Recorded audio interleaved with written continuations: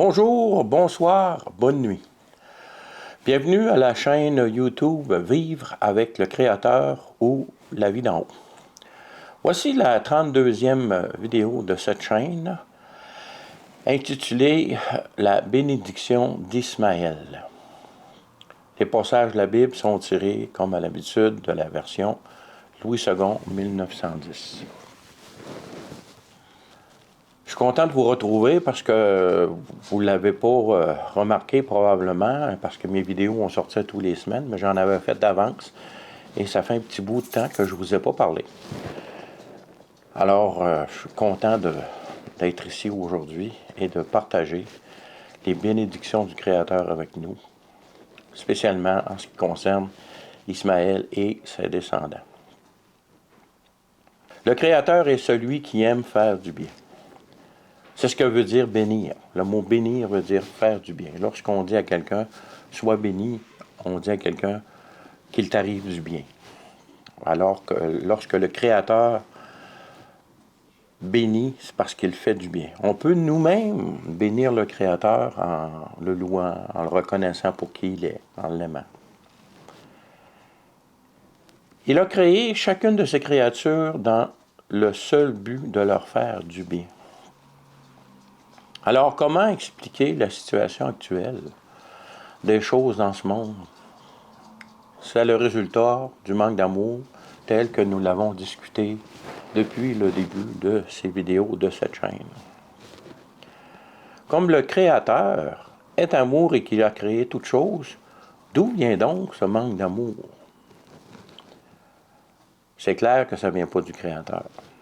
Donc, le seul choix possible qui nous reste, c'est ces créatures, nous. Dans son amour pour ces créatures, le Créateur les a créées libres de choisir afin qu'elles puissent elles aussi aimer. C'est le prix qu'il fallait payer pour permettre à l'amour de se manifester librement. Sans liberté, il ne peut pas avoir de véritable amour. Ce sujet simple et complexe à la fois est traité en détail dans la Bible entière d'un couvert à l'autre. Dans cette vidéo, je veux regarder à la bénédiction d'Ismaël. En d'autres termes, le plan du Créateur pour faire du bien à Ismaël et aussi, bien sûr, à ses descendants. Commençons par regarder qui est Ismaël. Donc, verset 1, Genèse chapitre 16, Saraï, femme d'Abram,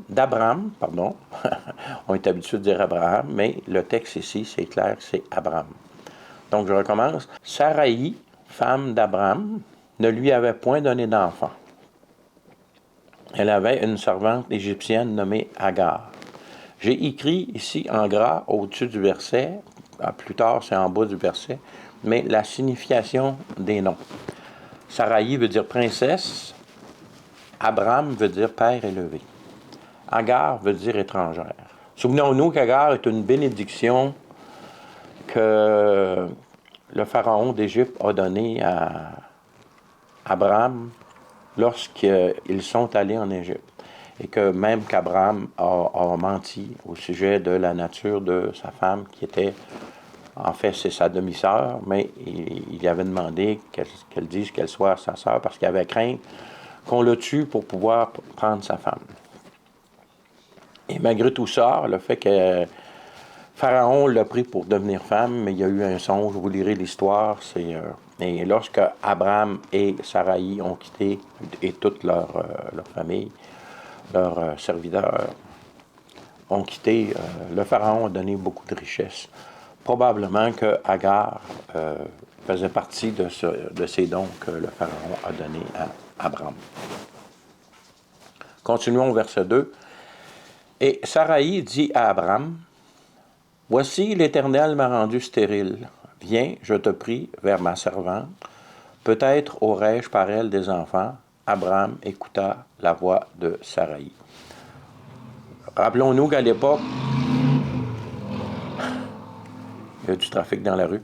Rappelons-nous qu'à cette époque, c'était des coutumes acceptées et courantes. Il ne faut jamais juger des actions du passé sur les critères du présent parce que la société a évolué.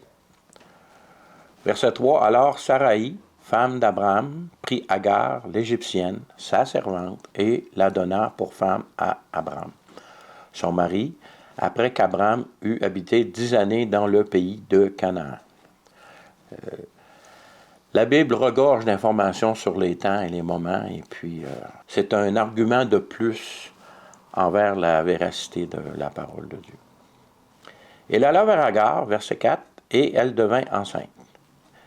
Quand elle se vit enceinte, elle regarda sa maîtresse avec mépris. Et Saraï dit à Abraham, « L'outrage qui m'est fait retombe sur toi.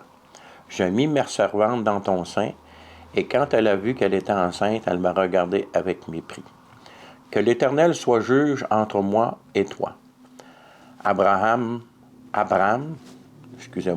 répondit à Saraï, « Voici, ta servante est en ton pouvoir, agis à son égard comme tu le trouveras bon. » Alors Saraï la maltraita et Agar s'enfuit loin d'elle. Ici, on voit que Saraï et Abraham sont loin d'être parfaits et sans péché. On voit que Agar aussi a sa part de faute aussi. Elle regarde sa maîtresse avec mépris et l'autre se sent vexé et réagit. On voit que, clairement, ces personnes sont humains comme nous, vous, et qu'ils ont besoin que leurs péchés soient traités correctement. C'est le plan parfait de Dieu. Dans la prochaine vidéo de cette chaîne, nous verrons la prédestination divine au regard de ce que la Bible enseigne. Donc, Agar s'enfuit loin de sa maîtresse et elle se retrouve dans le désert. C'est ce que l'histoire nous dit. Continuons au verset 7. L'ange de l'Éternel la trouva près d'une source d'eau dans le désert, près de la source qui est sur le chemin de Shur. Le mot désert ici, moi quand je pense désert, je pense Sahara, je pense aux États-Unis, là, où le Grand Canyon, c'est des déserts, mais c'est pas tout à fait ça ici, c'est hors de la civilisation, c'est la majorité de la terre du Moyen-Orient à cette époque. Ce que nous appelons maintenant Moyen-Orient, qui à l'époque, c'était le croissant fertile, et puis ces choses-là. Il dit, l'ange de l'Éternel, au verset 8, il dit, « Agar, servante de Saraï, d'où viens-tu et où vas-tu? » Elle répondit, « Je fuis loin de Saraï, ma maîtresse. » On voit tout au long de l'Ancien Testament que les anges de l'Éternel sont couramment utilisés par l'Éternel pour faire passer son message. C'était le moyen accessible à Dieu à ce moment-là, à parler à ces créatures déchues qui vivaient dans le péché, comme on l'a vu précédemment. L'ange de l'Éternel lui dit, « Retourne, au verset 9, vers ta maîtresse et humilie-toi sous sa main. » L'ange de l'Éternel lui dit, « Je multiplierai ta postérité et elle sera si nombreuse qu'on ne pourra la compter. » L'ange de l'Éternel lui dit, « Voici, tu es enceinte et tu enfanteras un fils à qui tu donneras le nom d'Ismaël. » Le nom Ismaël veut dire Dieu entend ou Dieu entendra. Car l'Éternel t'a entendu dans ton affliction. Donc, on voit que le nom d'Ismaël est directement relié à la situation que vit Agar. Et c'est un beau nom, Dieu entendu ou entendra. Au verset 12, l'histoire continue. La bénédiction continue, parce qu'il s'agit ici vraiment d'une bénédiction. Il sera comme un âne sauvage, sa main sera contre tous, et la main de tous sera contre lui, et il habitera en face de tous ses frères. À ce moment-là, Ismaël n'est pas encore au monde, il n'a pas encore de frère, et nous verrons plus tard que son frère, son demi-frère, comme nous l'appelons, aujourd'hui, ça va être Isaac. Donc, que les descendants d'Ismaël vivent en face de ses frères descendants d'Isaac, c'est une situation prévue de Dieu avant même la naissance d'Ismaël. Elle appela Ata El-Roy, le nom de l'Éternel qui lui avait parlé. Ata El-Roy veut dire « toi, le Dieu qui me voit ». Car elle dit, « Ai-je rien vu ici après qu'il m'a vu? » C'est pourquoi l'on a appelé ce puits le puits de Lacaïroi. La prononciation, j'ai aucune idée si c'est bon, là, qui veut dire « pour le vivant qui me voit ». Il est entre Kadès et Bared, c'est des endroits qui sont identifiables par les experts qui connaissent ça. Donc, au verset 15, Agar enfanta un fils à Abram, et Abram donna le nom d'Ismaël au fils d'Agar, qu'Agar lui enfanta. Abram était âgé de 86 ans lorsqu'Agar enfanta Ismaël à Abram.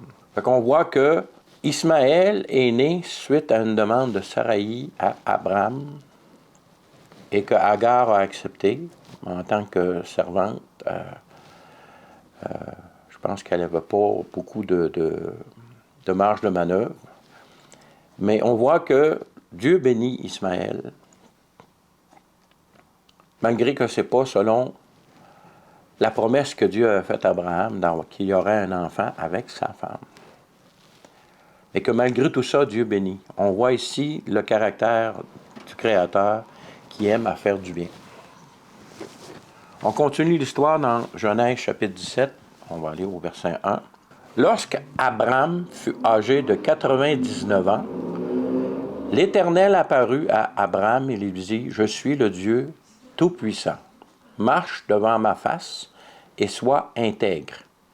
J'établirai mon alliance entre moi et toi et je te multiplierai à l'infini. » Abram tomba sur sa face et Dieu lui parla en disant, « Voici mon alliance que je fais avec toi, tu deviendras père d'une multitude de nations. » Avant que Dieu prononce ces paroles-là, si vous regardez dans la Genèse au chapitre 15, on voit qu'il y a eu l'histoire où Abraham a pris des animaux, les a séparés en deux, qui est tombé dans l'assoupissement et que Dieu a passé un feu entre les deux, qui était une procédure connue à l'époque lorsque deux personnes voulaient faire alliance entre elles. Alors ici, il y a eu alliance, cérémonie d'alliance entre Abraham et le Créateur lors de ces événements. Ici, qu'est-ce que le Créateur fait? Qu'est-ce que Dieu fait? Il met en mots et puis il détaille la bénédiction qu'Abraham reçoit à partir de cette alliance qu'il a faite avec son Créateur.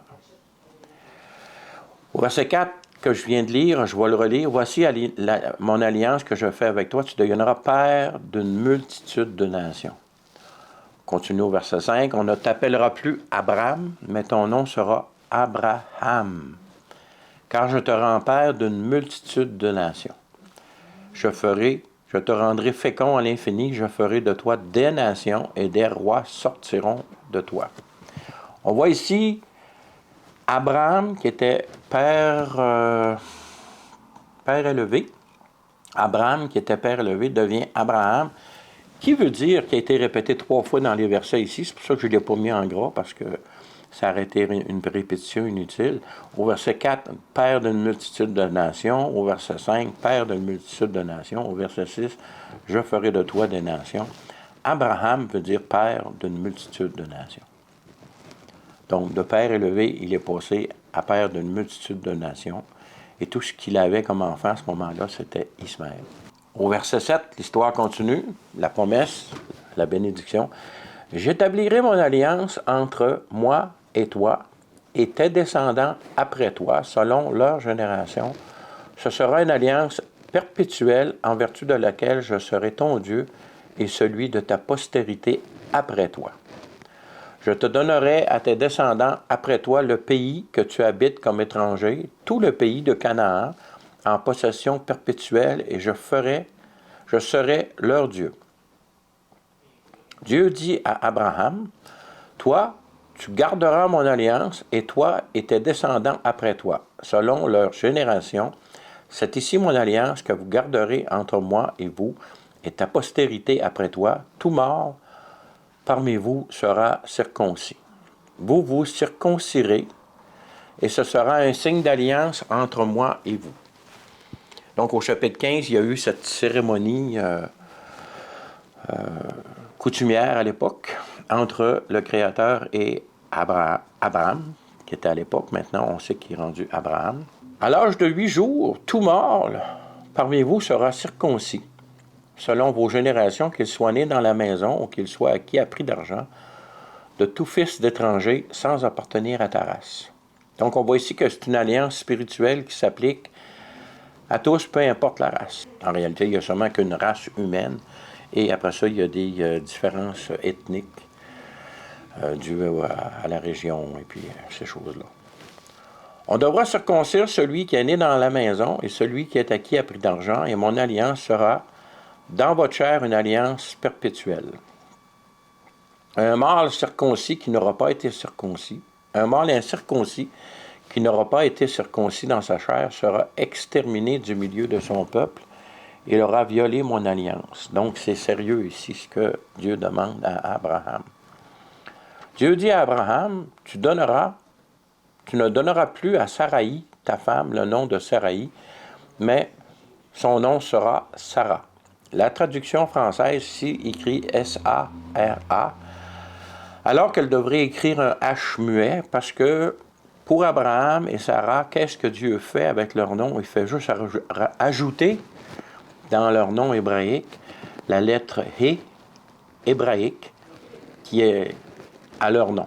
Puis cette lettre-là veut dire souffle de Dieu, veut dire, je l'ai ici en arrière dans mes outilliotes, là. Ça c'est vraiment la forme initiale.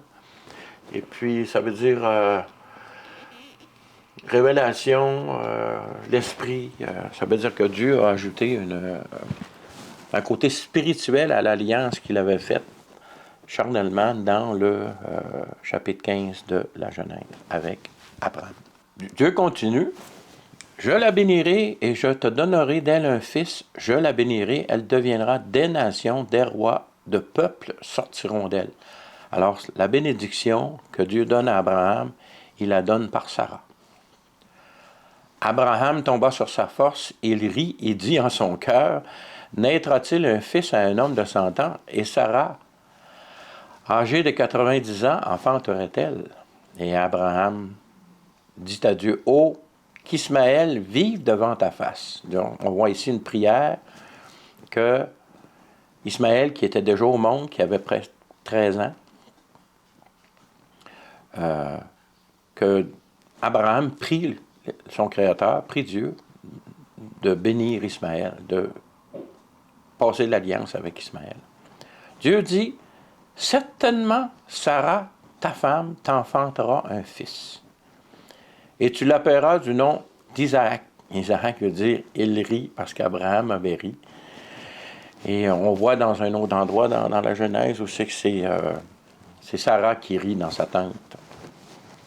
Alors on voit que le Créateur est plein d'amour envers ses créatures et malgré qu'on peut réagir de façon tout à fait inadéquate aux situations, parce que les promesses du Créateur sont sérieuses, sont véridiques, elles s'accompliront. Dieu a un certain, on peut dire, sens de l'humour, parce qu'Isaac veut dire « il rit ». J'établirai mon alliance avec lui comme une alliance perpétuelle pour sa postérité après lui. On voit ici que Abraham demande qu'Ismaël soit la bénédiction, reçoive la bénédiction perpétuelle. Mais Abraham, on a vu que dans le chapitre 16, qu'Ismaël a déjà reçu une bénédiction. Que Dieu ici dit non, tu vas l'avoir avec ta femme, comme je l'avais promis initialement. Au verset 20, Dieu confirme, à l'égard d'Ismaël, je t'ai exaucé, donc je réponds à ta prière. Voici, je le bénirai, je le rendrai fécond et je le multiplierai à l'infini. Il engendra 12 princes et je ferai de lui une grande nation. J'établirai mon alliance avec Isaac, donc l'alliance perpétuelle, que Sarah t'enfantera à cette époque-ci de l'année prochaine, donc dans 1 an, lorsque Ismaël aura 14 ans. Lorsqu'il eut achevé de lui parler, Dieu s'éleva au-dessus d'Abraham. Abraham prit Ismaël, son fils, tous ceux qui étaient nés dans sa maison et tous ceux qu'il avait acquis à prix d'argent, tous les mâles parmi les gens de la maison d'Abraham et les circoncis ce même jour, selon l'ordre que Dieu avait donné. Abraham, âgé de 99 ans, était âgé de 99 ans lorsqu'il fut circoncis. Ismaël, son fils, était âgé de 13 ans lorsqu'il fut circoncis. Donc, c'est confirmé, Ismaël a 13 ans ici. Et comme Isaac va venir au monde un an après, il aura 14 ans lorsque Isaac viendra au monde. Ce même jour, Abraham fut circoncis ainsi qu'Ismaël, son fils. Et tous les gens de sa maison, nés dans sa maison ou à qui a pris d'argent des étrangers, furent circoncis avec lui. Il est clair ici qu'Ismaël est fils d'Abraham, au même titre que Isaac sera fils d'Abraham, compte tenu des circonstances, si un an après. Par contre, la promesse de Dieu pour la perpétuelle sera par la descendance d'Isaac. Mais Dieu continue et bénit aussi Ismaël. On voit que le Créateur, c'est dans son caractère, il veut faire du bien aux gens. Il veut faire du bien. Malgré nos erreurs, malgré nos péchés, il veut faire du bien. Notez que dans la Bible, seulement 2 autres personnes furent nommées par le Créateur avant leur naissance. C'est Isaac, le nom a été donné à Abraham avant, et à Sarah, avant qu'il vienne au monde, et qu'Agar a reçu le nom d'Ismaël de l'Éternel avant que Ismaël vienne au monde. Donc c'est particulier.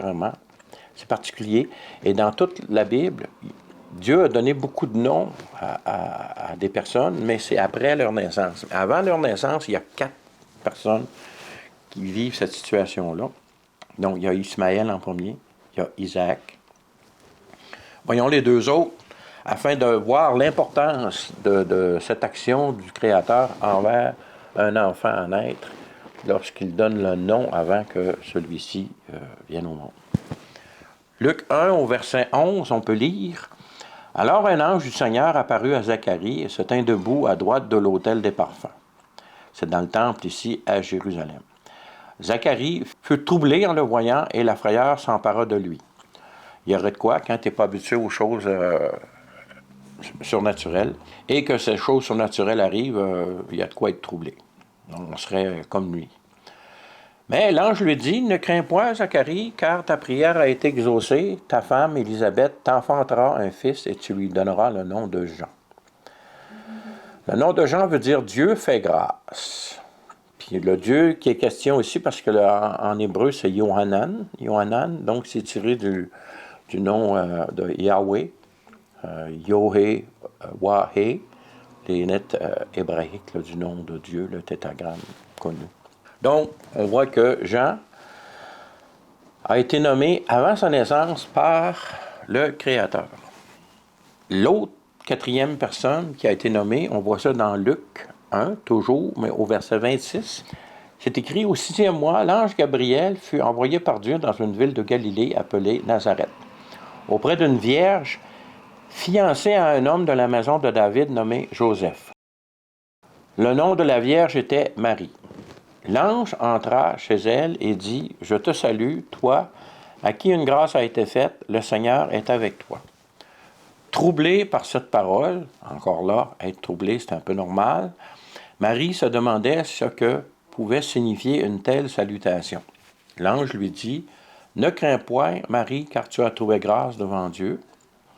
Et voici, tu deviendras enceinte et tu enfanteras un fils, et tu lui donneras le nom de Jésus. » qui veut dire sauveur, Yeshua. Alors, on voit ici l'importance de ce personnage dans la parole de Dieu, qui, dans le fond, la parole de Dieu est basée sur la vie et le but de la vie de cette personne qui est Jésus le Christ. Toujours dans l'évangile de Luc, nous comprenons que Jean fut le dernier et le plus grand des prophètes selon la première alliance, et que Jésus est la nouvelle alliance, celle du royaume du Dieu éternel. Luc 3, verset 21 nous dit « Tout le peuple se faisant baptiser, Jésus fut aussi baptisé. Et pendant qu'il priait, le ciel s'ouvrit. Et le Saint-Esprit descendit sur lui sous une forme corporelle comme une colombe, et une voix fit entendre du ciel ces paroles, « Tu es mon Fils bien-aimé, en toi j'ai mis toute mon affection. » Au chapitre 7 de Luc, au verset 26, on peut lire, « Qu'êtes-vous donc allé voir? » C'est Jésus qui s'exprime ici, à la foule. « Un prophète? Oui, vous dis-je, et plus qu'un prophète.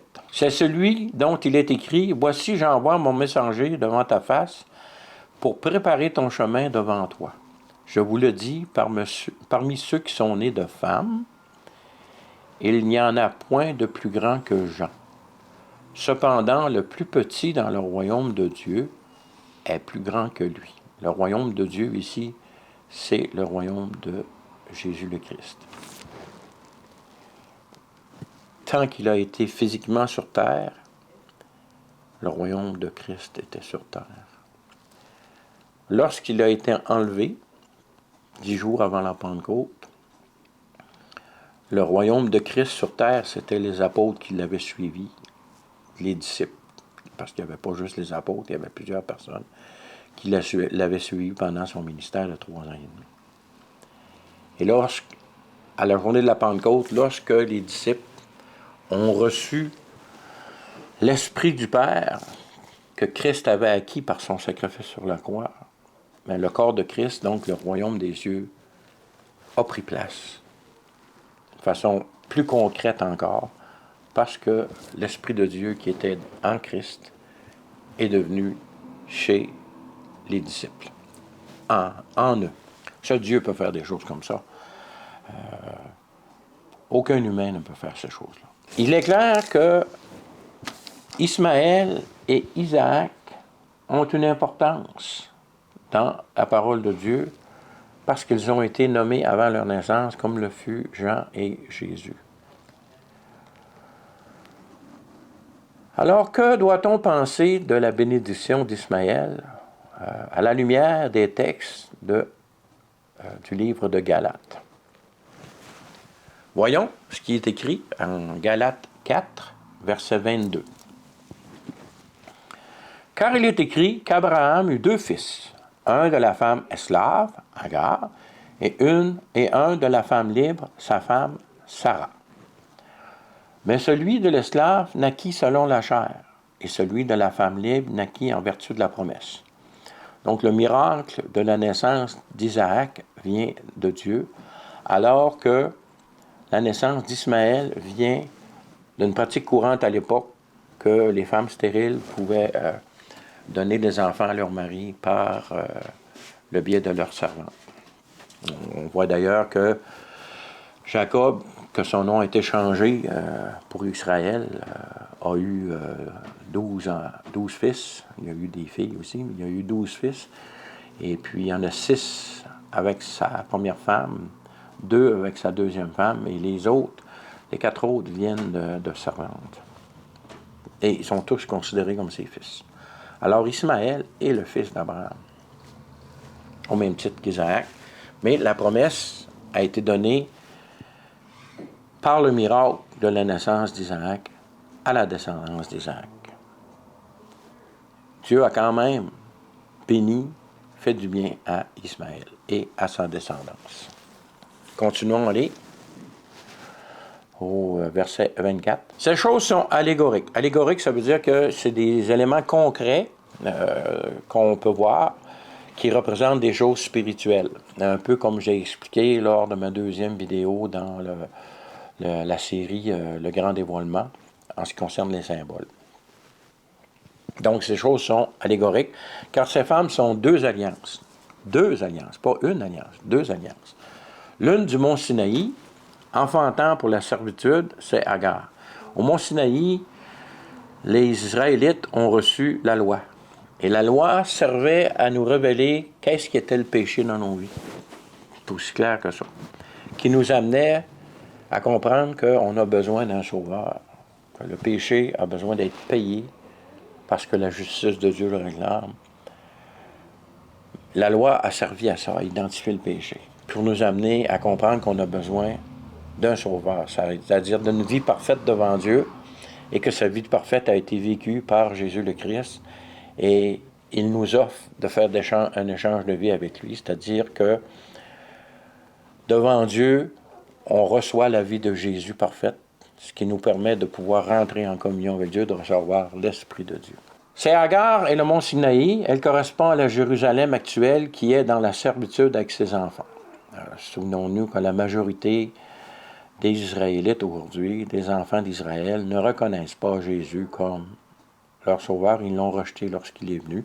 Dieu les a voilés dans un égarement temporaire pour le temps que les gentils puissent venir à connaître l'Évangile, c'est-à-dire à connaître Jésus le Christ. Moi, je ne suis pas descendant d'Ismaël, je ne suis pas descendant d'Isaac. Je suis bien content que j'ai la possibilité de rencontrer mon Créateur par Jésus le Christ et de recevoir son Esprit. Verset 26, « Mais la Jérusalem d'en haut est libre, c'est notre mère. Car il est écrit, Jérusalem d'en haut qui s'en vient, on a vu ça lors des vidéos, la série de vidéos, le grand dévoilement. Car il est écrit, réjouis-toi stérile, toi qui n'enfantes point, éclate et pousse des cris de joie, toi qui n'as pas éprouvé les douleurs de l'enfantement, car les enfants de la délaissée seront plus nombreux que les enfants de celle qui était mariée. Pour vous, frères, comme Isaac, vous êtes enfants de la promesse.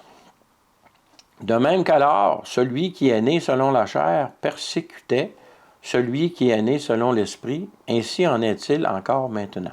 Souvenons-nous que dans Galates, ici, Paul s'adresse à des gentils qui sont devenus enfants de Dieu par l'échange de vie avec Jésus le Christ.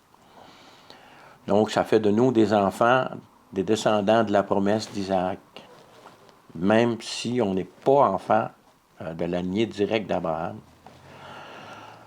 comme le sont les descendants d'Isaac et d'Ismaël. De même qu'alors que celui qui est né selon la chair persécutait celui qui est né selon l'esprit, ainsi en est-il encore maintenant. Mais que dit l'Écriture? Chasse l'esclave et son fils, car le fils de l'esclave n'héritera pas avec le fils de la femme libre. C'est pourquoi, frères, nous ne sommes pas enfants de l'esclave, mais de la femme libre. Donc, on voit ici un verset dans Galates 4 qui nous parle de la situation actuelle aujourd'hui. Les descendants d'Ismaël qui en ont contre les descendants d'Isaac. Mais, que dit l'Écriture? Chasse l'esclave et son fils, car le fils de l'esclave n'héritera pas avec le fils de la femme libre. Ce que ce verset-là veut dire, c'est que la promesse qui devait venir, qui s'est accomplie en Jésus le Christ, ne peut pas venir par la femme de l'esclave. Parce que c'est par la descendance d'Isaac que cela devait arriver. La promesse, c'est ça. C'est pas autre chose. Verset 31 qui dit, « C'est pourquoi, frères, nous ne sommes pas enfants de l'esclave, mais de la femme libre. » Moi, qui n'ai pas descendant d'Isaac, ni d'Ismaël, je suis maintenant frère, enfant de la femme libre.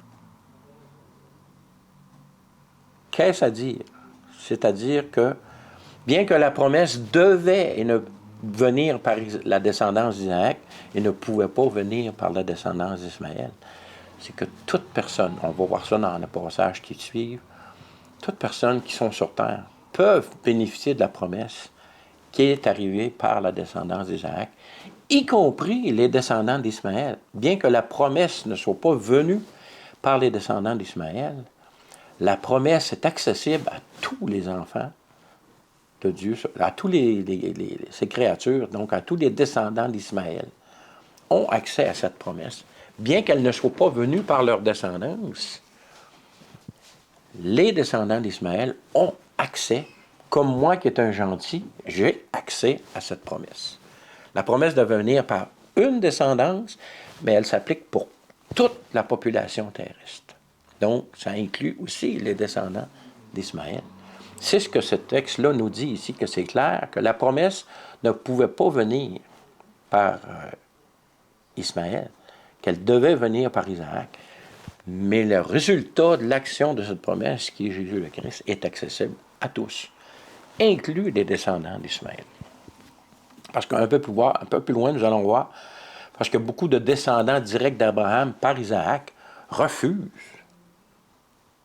le résultat de la promesse en Jésus le Christ et qui n'hériteront pas du royaume des cieux parce qu'ils refusent. Ça devient au choix personnel. Est-ce qu'on revient au début de cet enseignement où qu'on dit que Dieu nous a créés, chacun d'entre nous, libres afin qu'on puisse choisir d'aimer, de l'aimer ou de ne pas l'aimer. Parce que le vrai amour, sans liberté, ça n'existe pas. Continuons à lire au Galates, chapitre 5, versets 1 à 4. Donc, c'est pour la liberté que Christ nous a franchis. Demeurez donc fermes et ne vous laissez pas mettre de nouveau sous le joug de la servitude. Voici, moi, Paul, je vous dis que si vous vous faites circoncire, Christ ne vous servira de rien. Et je proteste encore une fois à tout homme qui se fait circoncire qu'il est tenu de pratiquer la loi tout entière. Vous êtes séparés de Christ, vous tous qui cherchez la justification dans la loi, vous êtes déchus de la grâce. Ce que Paul affirme clairement ici, c'est que la loi est venue pour nous montrer qu'est-ce qu'était le péché, puis que personne ne pouvait suivre la loi complètement, ce qui nous amène à réaliser le besoin d'un sauveur, de l'échange d'une vie parfaite avec Jésus le Christ. Mais pour ça, il faut vouloir, il faut se repentir de ses mauvaises actions et chercher et aimer la sainteté de Dieu.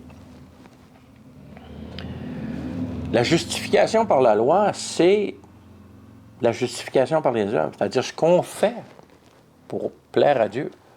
Alors, qu'est-ce que Dieu veut qu'on fasse, dans le fond, ultimement pour lui plaire? C'est de l'aimer et de vouloir être en communion avec lui. Pour ce fait, il faut absolument échanger votre vie avec Jésus le Christ, parce que c'est la seule façon qu'un être humain a d'atteindre la perfection requise pour être en communion avec Dieu. Ce que Paul dit ici, parce qu'à cette époque-là, beaucoup de gens voulaient continuer à vivre les demandes de la loi hébraïque, cérémonielle, qui étaient rendues maintenant non nécessaires, parce que Christ a établi la communion en répandant l'Esprit du Père par son sacrifice, en obtenant l'Esprit du Père par son sacrifice, dans le cœur de chaque croyant, de chaque personne. Si on joint le texte qu'on vient de lire dans Galates au texte de 1 Timothée, on peut voir sans équivoque que les œuvres ne sont pas pour le bénéfice de celui qui est en Christ, mais bien plus pour amener la bénédiction du Créateur sur ceux qui entourent les enfants de Dieu. C'est-à-dire que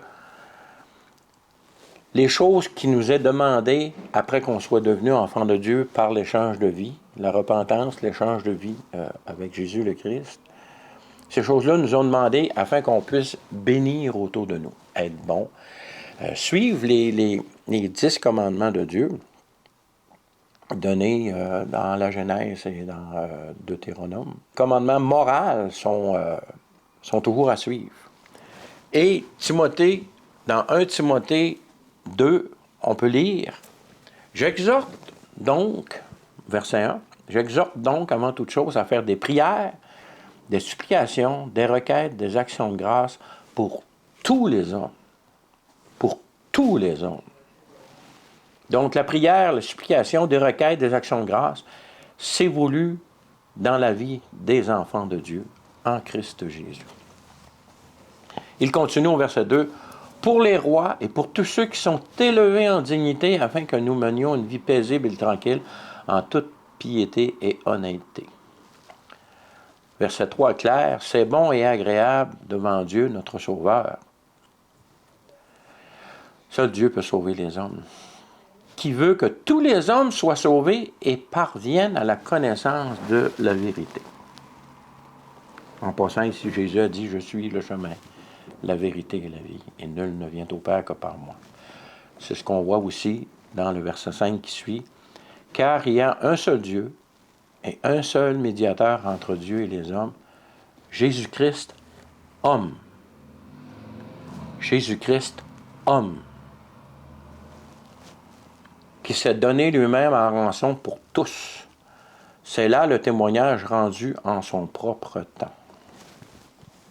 Jésus-Christ, homme.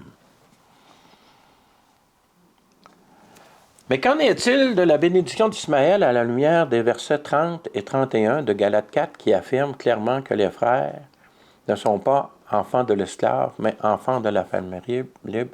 C'est là que les versets 3 à 6 de 1 Timothée 2 interviennent. C'est ce qu'on vient de voir. Donc, c'est que Dieu appelle à tous les hommes à le connaître. Bien que la promesse soit venue par la descendance d'Isaac, qui est le Christ de Jésus, cette promesse est pour tous les hommes, selon le verset 4 de 1 Timothée 2, ce qu'on vient de lire.